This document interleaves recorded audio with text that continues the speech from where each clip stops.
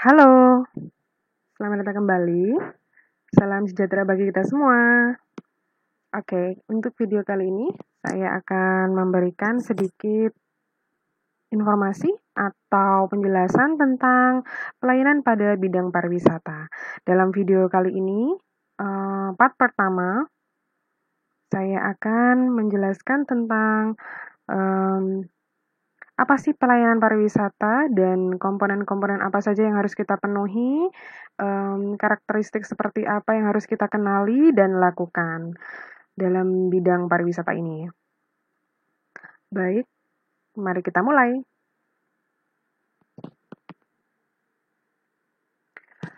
Baik, untuk bidang pariwisata, tentu saja kita tidak terlepas dari apa yang dinamakan dengan pelayanan. Pelayanan itu merupakan proses interaksi antara seseorang yang berupaya memenuhi kebutuhan dengan seseorang lain yang tentu saja yang ingin terpenuhi kebutuhannya, yaitu biasanya kita sebut dengan pelanggan, tamu, klien, nasabah, pasien, dan para petugas, karyawan, serta teman-teman pegawai kita di kantor. Pertama-tama sih seharusnya kita harus memahami definisi ya dari kata pelayanan itu sendiri. Pelayanan itu kalau bisa kita terjemahkan yaitu suatu tindakan yang dilakukan guna memenuhi keinginan customer atau pelanggan akan suatu produk atau jasa, goods or service yang mereka butuhkan. Tindakan ini dilakukan untuk memberikan kepuasan kepada pelanggan atau customer untuk memenuhi apa yang mereka butuhkan tersebut. Jadi pada dasarnya pelayanan atau dalam bahasa Inggris kita sebut dengan service. Dalam akronimnya kita bisa menjabarkan. Ada beberapa konsep yang saya bisa sampaikan di sini. Ada S, smile for everyone. Jadi dalam pelayanan kita harus tersenyum pada setiap orang. E, excellence in everything we do. Selalu melakukan yang terbaik dalam bekerja. Kalau bahasa sederhananya biasa kita sebut dengan all out. R, reaching out to every guest with hospitality. Menghadapi semua tamu dengan penuh keramahan. V, viewing every guest as special. Di sini maknanya adalah melihat setiap tamu sebagai seseorang yang istimewa.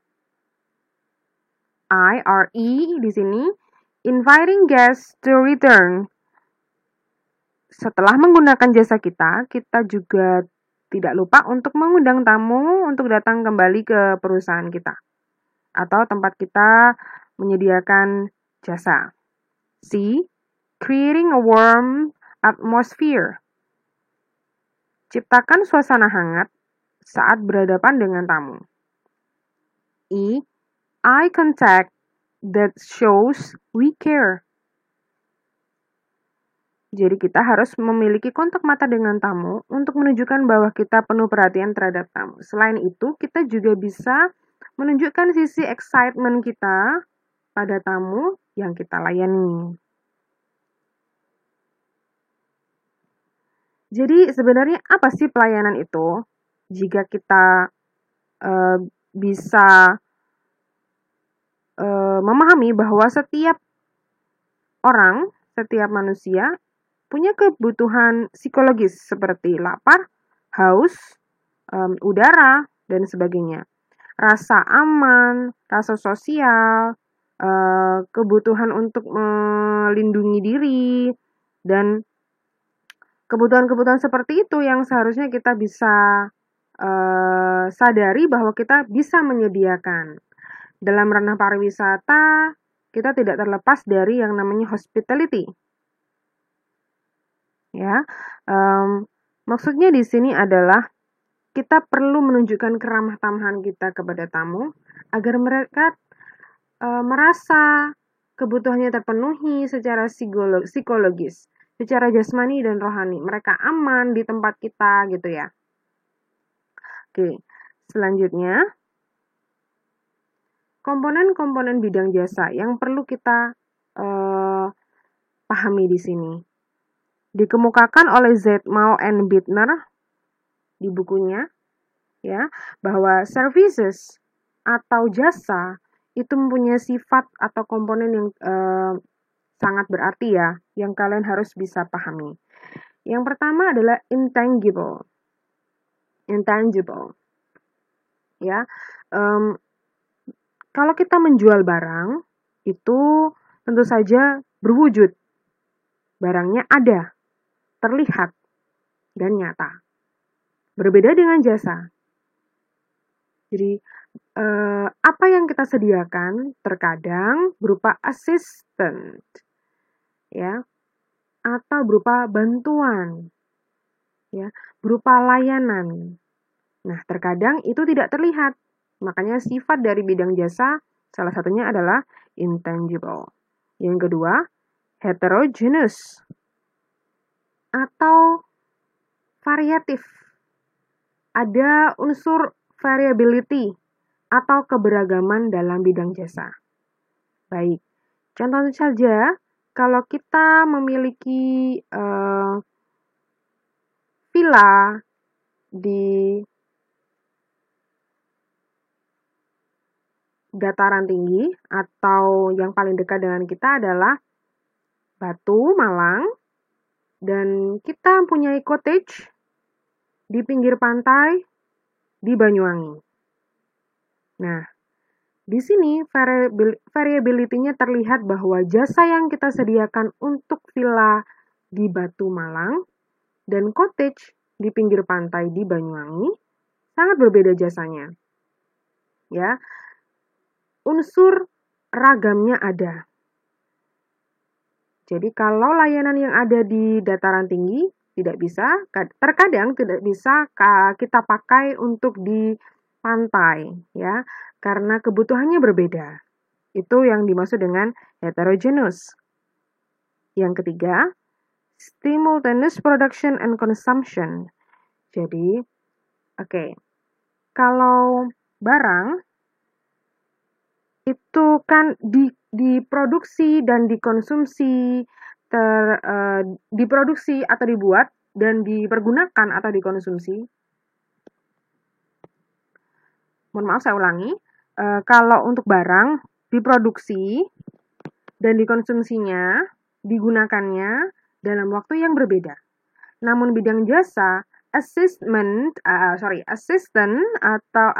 atau bantuan atau layanan yang kita sediakan saat itu juga diproduksi atau dilakukan dan saat itu juga dikonsumsi atau dipergunakan. Begitu teman-teman ya. Yang selanjutnya adalah perishable, dapat mudah hilang. Baik, saya berikan contohnya. Kalau barang kita beli, terkadang baju kita beli satu ya, jaket misalnya. Kita membeli jaket di tahun 2020. Bahkan mungkin masih bisa kita pakai di tahun 2024 atau 4 tahun kemudian. Ya. Jika dibandingkan dengan jasa atau layanan, jika kita gunakan saat itu, maka saat itu juga habis layanannya. Dalam artian sekali pakai. Kalau kita dibantu laundry, maka ya sudah, laundry itu akan nilai dari laundrynya akan hilang pada saat kita gunakan. Maka kita akan menggunakan laundry selanjutnya. Tapi kalau untuk barang, kan kita masih bisa gunakan. Terkadang kita beli sofa di rumah, 5-10 tahun kita masih bisa menggunakan sofa itu. Kadang ada barang yang dari kecil kita ada, sampai saat ini kita sudah dewasa juga masih ada. Bedanya di sana ya, perishable. Oke. White and Beckley menyatakan bahwa kepribadian atau personality yang diungkapkan melalui personality, di mana masing-masing huruf mempunyai makna tertentu. Apa sih personality ini? Jadi ini karakter yang harus dimiliki oleh seseorang yang bekerja dalam bidang jasa. Jadi ada kepribadian-kepribadian yang harus kita kembangkan, ya. Oke, yang pertama ada pleasantness. Di sini saya bisa mencontohkan dengan adanya manner yang baik dan selalu tersenyum dengan natural. Seorang petugas yang bekerja di industri jasa pelayanan diharapkan mampu menyenangkan orang lain melalui kesopan santunan yang baik dan selalu tersenyum kepada pelanggan, tamu, klien, atau pembeli.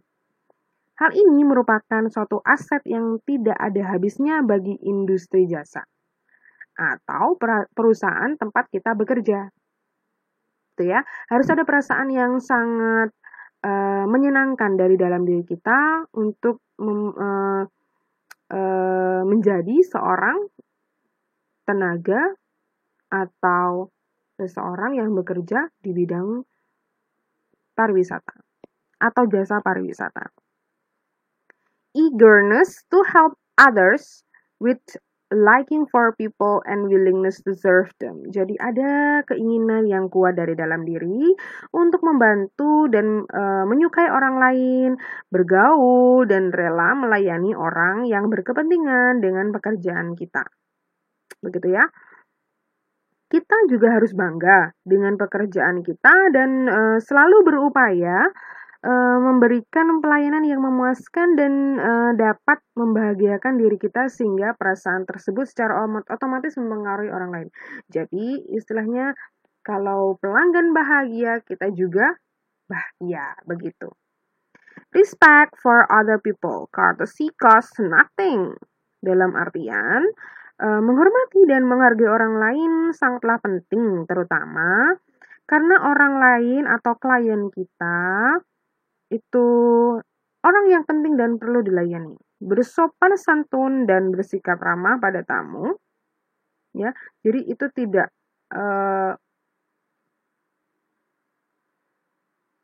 membutuhkan biaya yang sebesar pun jika kita para petugas menghormati dengan wajar, ya. Memberikan respon juga atas apa yang sedang kita lakukan untuk mereka, gitu ya kan. Sense of responsibility is realization that what one does and says is important. Maksudnya adalah rasa tanggung jawab yang besar adalah suatu realisasi bahwa apa yang kita lakukan dan katakan kepada pelanggan adalah sesuatu yang penting. Jangan sampai perkataan dan perbuatan kita pelanggan tidak yakin dengan produk kita, gitu ya. Harus meyakinkan. Orderly mind is essential for methodical and accurate work. Maksudnya di sini adalah kita harus memiliki jalan pikiran yang teratur dan terorganisasi untuk melakukan pekerjaan dengan metode yang baik dan tingkat ketepatan yang tinggi. Kenapa? Supaya kita itu harus punya target atas pekerjaan kita dan mempunyai cara-cara yang jitu untuk mencapai target tersebut. Next, accuracy in everything done is of paramount importance. Keakuratan dan ketepatan, ketelitian dalam segala hal yang kita kerjakan adalah nilai yang sangat penting.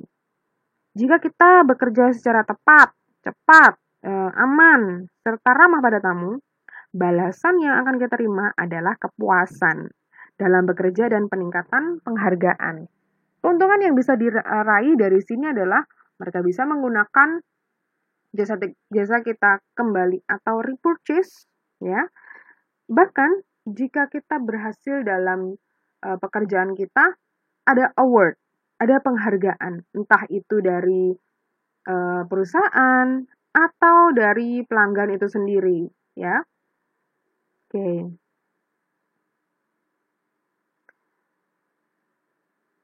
Next, loyalty to both management and colleges make good teamwork. Kita seharusnya bisa bersikap setia kepada manajemen dan rekan kerja. Kenapa? Ini merupakan kunci keberhasilan dari kerjasama tim yang akhirnya mewujudkan keberhasilan dalam perusahaan juga, ya. Next, intelligence use of common sense at all time. Kita juga harus senantiasa menggunakan akal sehat dalam memahami orang lain, karena penggunaan tersebut akan mengasah perasaan dan intuisi, ya, kita sebagai petugas terhadap apa yang tersirat dalam benak pelanggan, ya, pada saat kita berinteraksi dengan mereka. Jadi kita bisa membaca kebutuhannya. Ada pelanggan yang kebingungan, kita bertanya langsung, kita menawarkan bantuan, ya, intuisi kita diasah di sana, ya.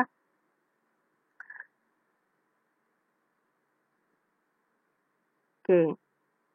Tag saying and going the right thing at the same time. Kita perlu berbicara secara bijaksana dan melakukan segala sesuatu secara benar pada saat yang tepat merupakan ciri kepribadian yang kuat, ya. Oke. Yearning to be a good service clerk and love of the work is essential. Adanya keinginan yang kuat dalam diri kita untuk menjadi petugas pelayan yang baik serta mencintai pekerjaan tersebut, ya. Jadi kita perlu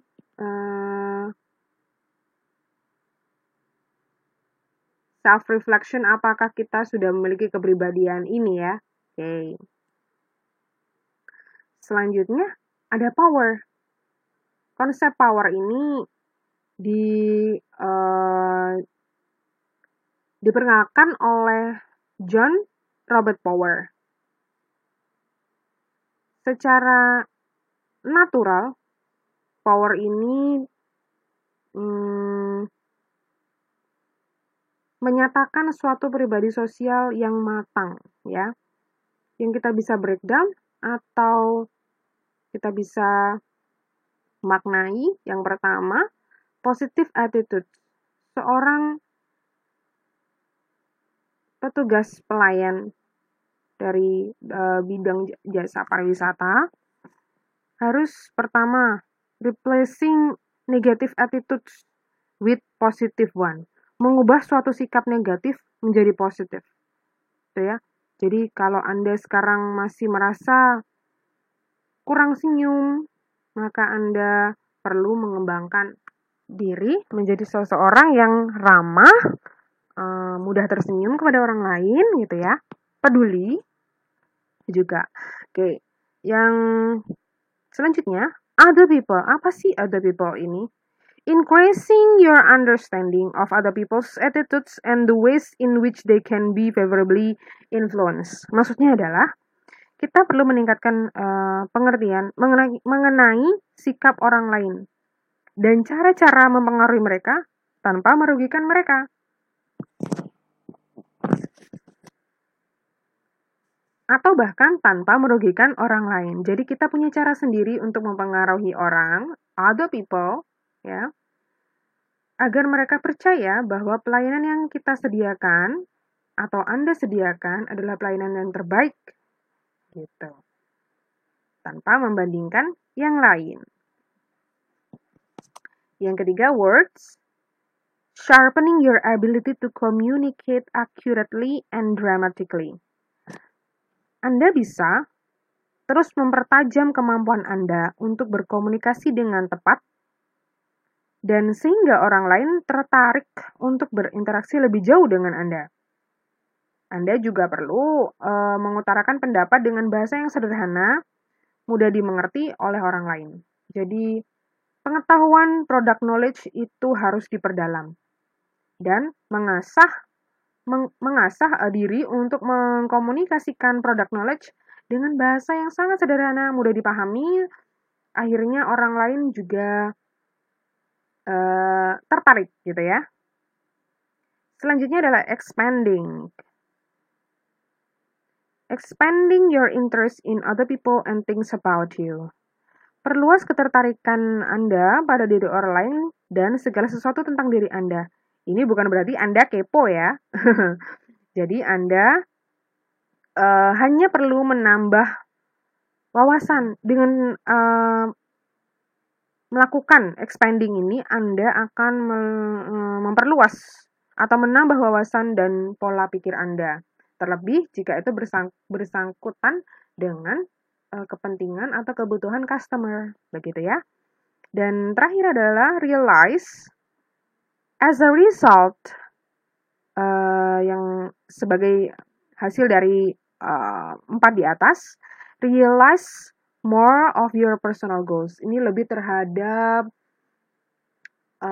tujuan dari diri Anda. Anda harus berefleksi ya intinya ya, menyadari sudahkah tujuan kita selama ini memberikan kepuasan pelayanan kepada pelanggan, ya. Dengan demikian, Anda akan mencapai tujuan akhir Anda. Jadi Anda harus berefleksi, sudahkah pelanggan yang saya layani itu mencapai kepuasan, gitu ya. Dengan begitu, kepuasan kerja dan peningkatan kemampuan atau jenjang karir Anda akan tercapai. Atau lebih umumnya, Anda bisa ikut andil dalam perkembangan perusahaan Anda. Jika perusahaan Anda berkembang, kan gaji Anda otomatis besar, ya. Itu sudah otomatis ya. Oke. Ada satu konsep terakhir ini yang saya mau perkenalkan kepada Anda. Ya. Cepat, tepat, aman, ramah, tamah, dan nyaman. Ya. Cepat di sini adalah waktu yang digunakan dalam melayani tamu minimal sama dengan batas waktu dari standar pelayanan yang ditentukan oleh perusahaan. More or less, better, gitu ya. Contohnya nih, untuk pelayanan check-in di hotel, standar waktu pelayanan rata-rata untuk tamu dalam 5 menit. Ya, jadi Anda tidak diperkenankan atau dihimbau untuk tidak melebihi dari 5 menit. Kalau sampai lebih dari 5 menit, berarti Anda bekerja sangat lambat dan tidak sesuai standar, yang menyebabkan bisa saja tamu kecewa dan performa Anda dalam perusahaan juga kurang baik, gitu ya. Tepat. Kecepatan tanpa ketepatan dalam bekerja juga tidak bisa menjamin kepuasan tamu, ya. Misalnya, seorang calon pembeli memasuki sebuah toko pakaian, ingin membeli celana panjang. Pramuniaga melayani dengan gesit, dan dalam waktu singkat, si calon pembeli memperoleh apa yang diinginkannya. Tapi celana yang diambilkan tidak sesuai dengan keinginan, ya. Sesampainya di rumah, dia nyoba lagi, ternyata celana itu terlalu kecil ya, karena tidak tepat mengambilnya atau salah dalam pelayanannya. Nah, itu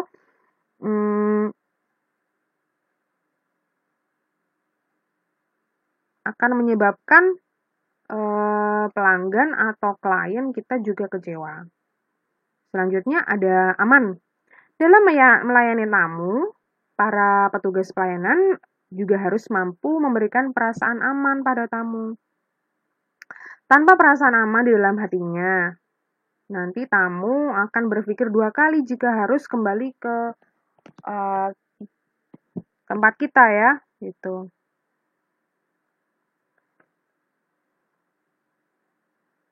Rasa aman yang seperti apa ya kira-kira? Yang saya bisa maksudkan di sini adalah rasa aman secara fisik dan juga psikis.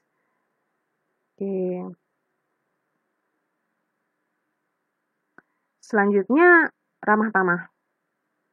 Kalau di Indonesia, ya, kita sudah paham betul bahwa budaya kita adalah budaya yang menghormati tamu, ramah terhadap tamu, itu ya sudah terkenal. Tapi kalau industri jasa pelayanan kita masih kalah dengan negara maju dan yang masyarakatnya menganut paham yang tidak seperti kita ya, yang individualis ya, ya kita akan merendahkan bangsa sendiri.